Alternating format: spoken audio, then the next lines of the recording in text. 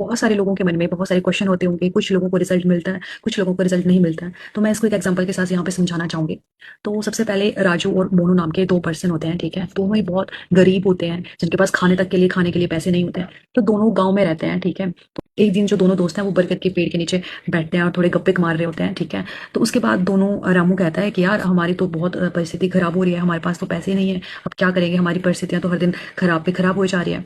तो रामू क्या कहता है मोनू को कि चलो एक काम करते हैं कि ऐसा करते हैं, 50,000 रुपये तू लेके आ और 50,000 रुपये मैं लेके आता हूँ। तो हम जाएंगे शहर में और वहाँ पे जाके एक भैंस लेंगे और उसके बाद अपना बिजनेस स्टार्ट करेंगे, ठीक है? तो दोनों ऐसा करते हैं कि बोलते हैं चलो ठीक है। तो अब सुबह हो जाती है, ठीक है? तो रामू 50,000 रुपये लेके उस पेड़ के नीचे सुबह आ जाता है, बट मोनू जो है वहां पे सुबह आता ही नहीं है। तो रामू वहां पे उसका काफी वेट करता है कि अब आएगा। रामू काफी वेट करता है मोनू का कि मोनू आएगा। वो 1-2 घंटे उसका वेट करता है, बट मोनू वहां पे आता ही नहीं है। तो रामू वापस चला जाता है, ठीक है? वो शहर चला जाता है रामू। तो वो शहर जाने के बाद जो 50,000 लेके आता है वो रामू, तो उसकी वो एक भैंस ले लेता है, ठीक है? अब जब भैंस उसने ले ली तो वो क्या करता है, उस भैंस से वो दूध बेचता है, उसका घी बेचता है, ठीक है? और उसके बाद रामू की जो परिस्थिति है वो उसकी परिस्थिति बहुत अच्छी हो जाती है। यहाँ पे वो अपने लिए घर ले लेता है, ठीक है? अच्छे कपड़े ले लेता है, उसकी शादी हो जाती है, उसके बच्चे अच्छे स्कूल में जाते हैं, ठीक है? वहीं पे तो फिर उसके बाद रामू सोचता है कि चलो एक दिन मैं जाता हूँ अपने गाँव पे घूम रहा हूँ, ठीक है?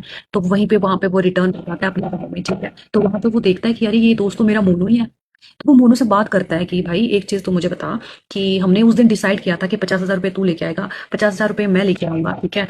तो फिर तो उस दिन क्यों नहीं आया? तभी मोनू कहता है कि बात तो तुमने सही कही थी कि 50,000 रुपये लेके हम चलते हैं गाय भैंस को लेने, ठीक है?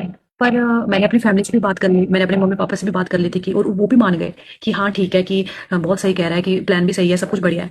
बट मेरे फादर कहते हैं उस टाइम कि अगर वो भैंस मर गई तो दैट मीन्स आप यहाँ पे क्या समझे होंगे कि मतलब कि भैंस मर गई मतलब आप उस चीज को सोच रहे हो ऐसा, मतलब कि जो चीज कभी पॉसिबिलिटी है ही नहीं, जिसकी पॉसिबिलिटी बिल्कुल भी नहीं है, ठीक है? आप वो चीज सोच रहे हो कि जिसकी पॉसिबिलिटी 0% है, राइट?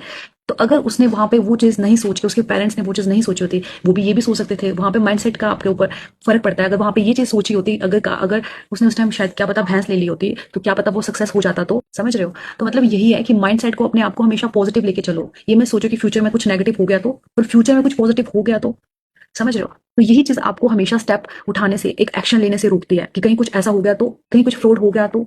और अगर कुछ, बहुत सारे लोग ऑनलाइन बिजनेस स्टार्ट करने से डरते हैं कि कहीं कुछ फ्रॉड हो गया तो, बट अगर आप लोग एक अच्छे प्लेटफॉर्म, एक अच्छी चीजें सीखते हो, ठीक है? और आप उस चीज से सक्सेस हो जाते हो, ठीक है? आपकी लाइफ चेंज हो जाती है, तो लाइफ में कभी स्टेप उठा ही नहीं पाओगे। तो कभी ना कभी तो एक्शन लेना ही पड़ेगा ना।